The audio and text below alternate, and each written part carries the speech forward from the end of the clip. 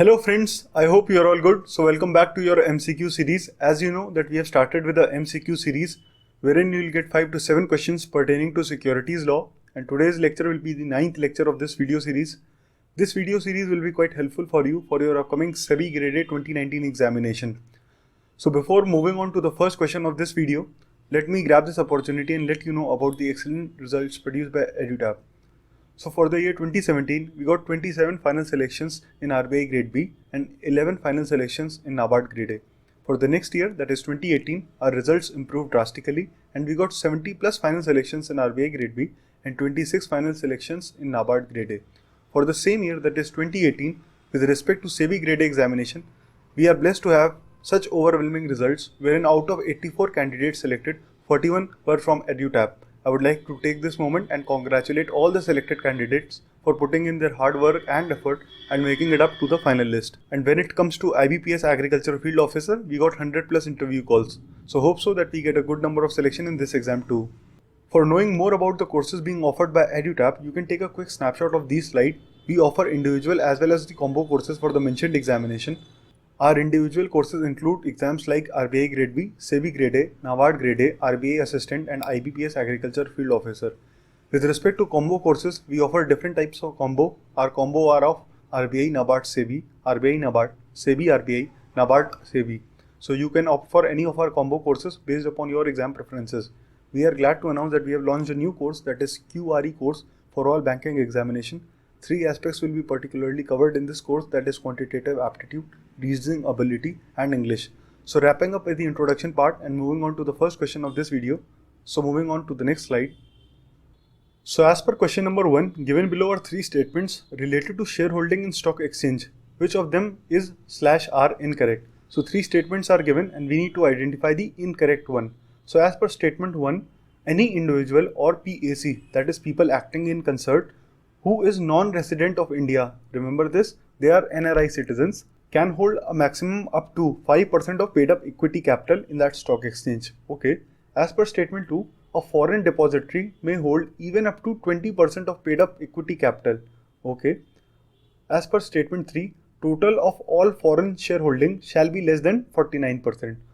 So we can see that this question is coming up from the shareholding patterns in the stock exchange portion. So if you know the factual data right, you can easily answer this question.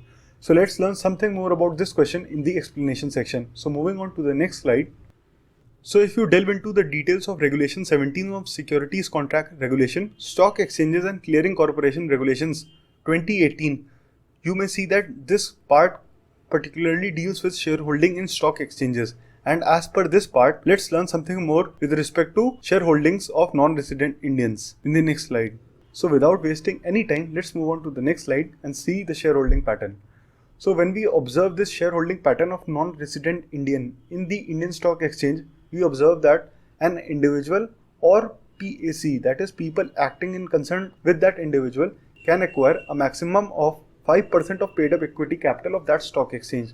So if an NRI who is acting individually or a group of NRIs who are acting as people acting in concert, they can acquire a maximum up to 5% of paid up equity capital of that stock exchange. But there is a list of exceptions given in Regulation 17 with respect to foreign shareholding. So let's learn about these list of entities who come under the exception portion. So first we see a foreign stock exchange, a foreign depository, a foreign banking company, a foreign insurance company, a foreign commodity derivative exchange, or a bilateral or a multilateral financial institution approved by the central government. All these list of entities can acquire up to 15% of paid up equity capital of the stock exchange. But these two are restricted with one common condition, and that is the total of all foreign shareholding shall be less than 49%. In any way, it cannot exceed 49% notch. They have to be less than equal to 49%. So this was the basic premise of the foreign shareholding patterns in the Indian Stock Exchange. So let's move back to our question number 1 and let's see now we can solve it or not. So moving on to the next slide. So let's read out the statement once again and let's see which one of them is correct. So as per statement number 1, any individual or PSC who is non-resident of India can hold a maximum up to 5% of paid up equity capital, which you know this statement is perfectly correct. Moving on to the second statement, which states a depository may hold even up to 20% of paid up equity capital.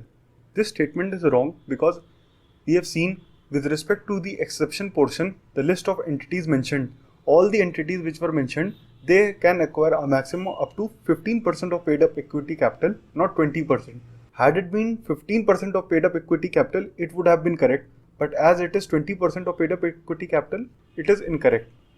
So let's move on to the third statement, which states total of all foreign shareholding shall be less than 49%, which we know is perfectly correct.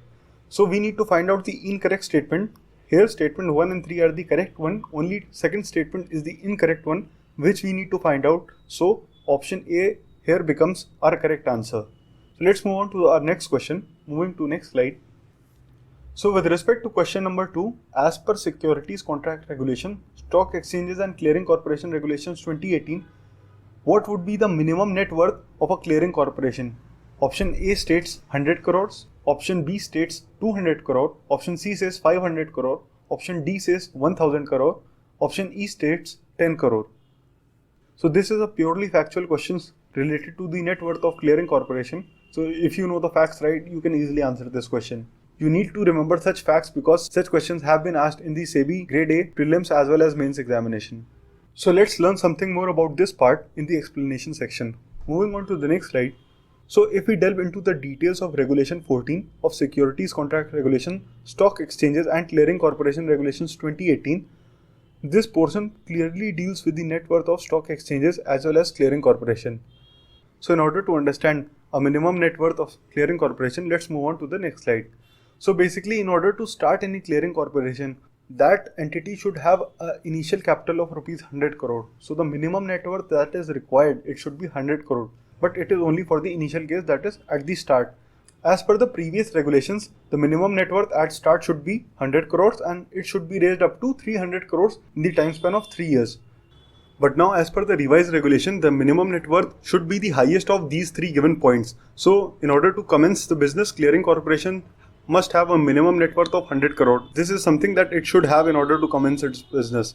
But the second point says that when starting an operation, a clearing corporation should also maintain a capital buffer which should be adequate enough to cover counterparty risk, business risk, legal risk or operational risk. The third point says that additional capital should also be there in order to cover the cost for orderly wind down or recovery operations.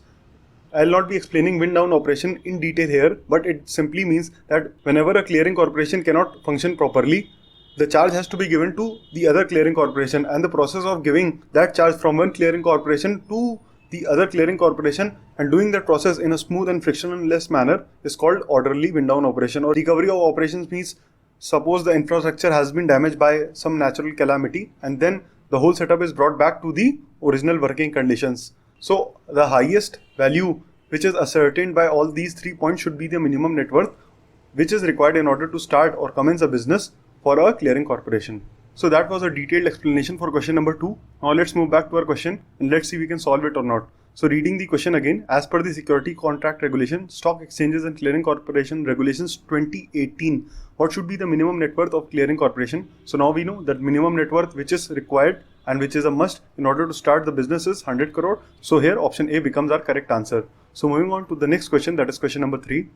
So as per question number 3, what is the maximum amount of shareholding that a stock exchange can hold, either as an individual or a group in a clearing corporation? Option A says 49%, option B says 51%, option C says 75%, option D says 26%, option E says none of the above.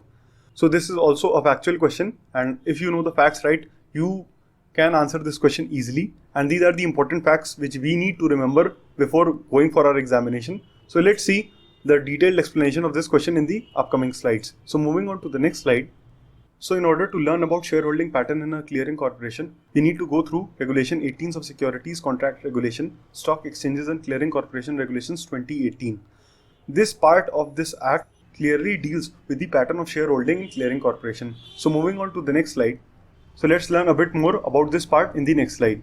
So when we take a look over the shareholding pattern in a clearing corporation, this is way different from the shareholding pattern of a stock exchange.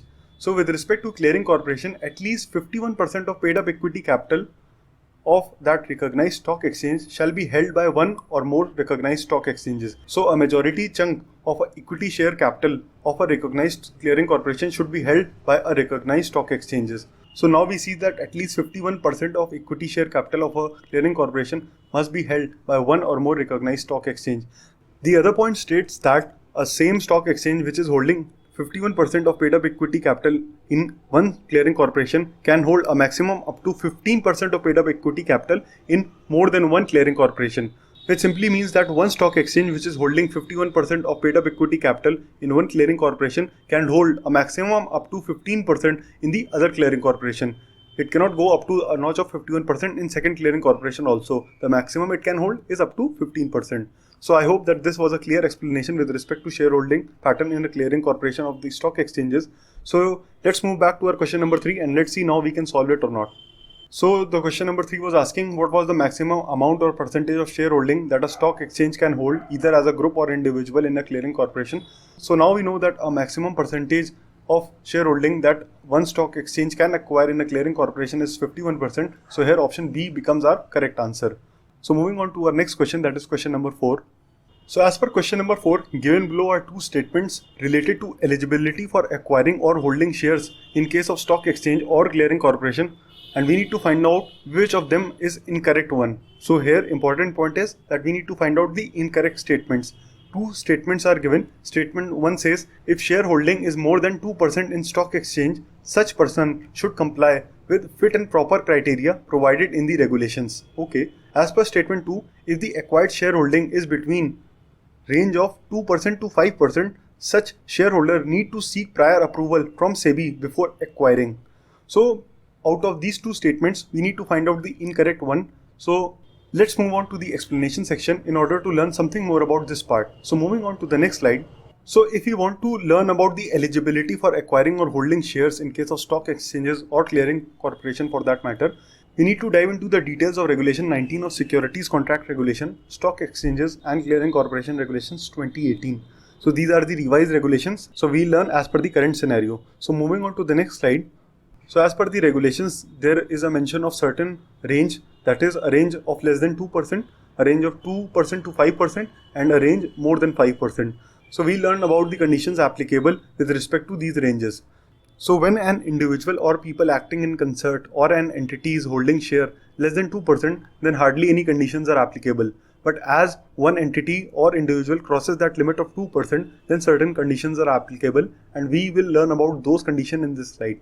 So when shareholding percentage is between 2% to 5%, such entity or people acting in concern or that individual need to seek approval from SEBI within 15 days post that acquisition. So after you have acquired, you need to seek approval from SEBI within 15 days of that acquisition. In contrast to this, we have seen a list of entities which are mentioned which are eligible to hold even greater than 5% or more. Such entities, when making an acquisition which is greater than 5%, need to seek a prior approval from SEBI, and it should be in the manner as given in Part F of Schedule 2. So the basic difference here is that when the shareholding percentage is between 2 to 5%, then approval is required post the acquisition from SEBI within the time frame of 15 days. But when the acquisition is greater than 5%, then prior approval, that is before even making an acquisition, you first need to get a prior approval from SEBI and then you can make that acquisition. One more important point that you should take a note of is that any person who is acquiring any number of shares shall also comply with fit and proper person criteria. And this condition is applicable only in the case when the shareholding pattern is greater than or equal to 2% in a stock exchange. So any shareholding percentage which is less than 2%, such condition will not be applicable. You need not mandatorily comply with fit and proper person criteria. So as discussed earlier, the person who has shareholding that is greater than 2% in a stock exchange or a clearing corporation needs to comply with the fit and proper person criteria, and such person must file the declaration within 15 days from the end of every financial year, that is ending in March, to a recognized stock exchange or a recognized clearing corporation as the case may be, stating that he or she complies with that requisite fit and proper criteria as provided in these regulations. By this time I'm pretty sure that you must be wondering what is this fit and proper criteria. So let's learn about this part in the next slide. So these are very generic statements. You can pause this video here, go through all these regulations. These just mentions that person should be of general reputation, record of fairness and integrity, must not have been convicted by a court, must not have been declared insolvent, and the other requisite things. Just go through them and you'll get a basic hang of them, and that will suffice. So let's move back to our question number 4 and let's see now we can solve it or not. So as per question number 4, we need to find out the incorrect statement. So let's go back to our statements. So as per statement 1, if the shareholding is more than 2% in a stock exchange, such person should comply with fit and proper criteria provided in the regulation. This statement is perfectly correct, as we have already seen in the explanation section that any person or entity or people acting in concern having a shareholding that is greater than 2% must comply with the fit and proper person criteria. So this statement is perfectly correct. When we take a look at statement number 2, which states that if acquired shareholding is in between range of 2% to 5%, such shareholders need to seek prior approval from SEBI before acquisition or acquiring. So as we have seen in the explanation section that whenever the acquisition of shareholding is greater than 5%, then a prior approval is required. But when the acquisition is in range of 2% to 5%, then one can acquire such number of shares, and post that acquisition, approval from SEBI is required, that too in a time frame of 15 days. So statement number 2 is wrong and statement number 1 is correct, and we need to find out the incorrect one. So here our option A becomes correct. So now it's time to move to our next question. Moving on to the next slide. So as per question number 5, Mr. Sanjeev has shareholding in National Stock Exchange of 4.70%. Within what time span does he need to file a declaration to NSE that he complies with the fit and proper person criteria provided in these regulations? Option A says 30 days from the end of every financial year. Option B says 15 days from the end of every calendar year. Option C says 30 days from the end of every calendar year. Option D says 15 days from the end of every financial year. E says none of the above. So this is also a fact-based question, and if you have properly seen the explanation of previous question, this question will be a cakewalk for you. So let's move on to the explanation part in order to learn something about this question. So this is just a case-based question based upon the understanding that we gathered in question number 4. So as per the conditions that I've already explained previously, that any shareholding percentage which is greater than 2%, such person, entity or people acting in concert must file a declaration within a time span of 15 days from the end of every financial year, that is March, to a recognized stock exchange or a clearing corporation as the case may be, that he or she complies with the fit and proper person criteria provided in these regulations. So here a time span of 15 days from the end of every financial year is given. This was the important fact that the question is based upon. So now let's move back to our question number 5 and find out what is the correct option. So as per this case-based question, Mr. Sanjeev is having a shareholding in National Stock Exchange, which is a recognized stock exchange, and his shareholding percentage is 4.70%, which is clearly greater than 2%. So he needs to file a declaration within 15 days from the end of every financial year to NSE, stating that he complies with the fit and proper person criteria as provided in the regulations, and hence option D becomes our correct answer. So now we are approaching to the end of this video. So let's move on to the next slide. In this slide, I have collated all the answers. You can cross-check your answers if you want to. So let's move on to the next slide. In this slide, I have provided an extra question for you guys, answer to which I'll not be discussing in this video. I really encourage you to pause this video here, go through the question, and if you have followed along in this video properly, then I'm sure that you will easily answer this question. So that's pretty much it about this video. So if you want to know more about EduTap, you are welcome to log on to www.edutap.co.in. If you have any queries, please drop them at hello@edutap.co.in. We'll be more than happy to address them. For further assistance, you can even contact us on the mentioned mobile number. If you found the content of this video to be helpful and informative, please don't forget to hit that like button, and for getting continuous update regarding the new videos being uploaded, please subscribe to our channel and press the bell icon. So I hope that you enjoyed this video. Thanks for watching. Happy learning. Bye-bye.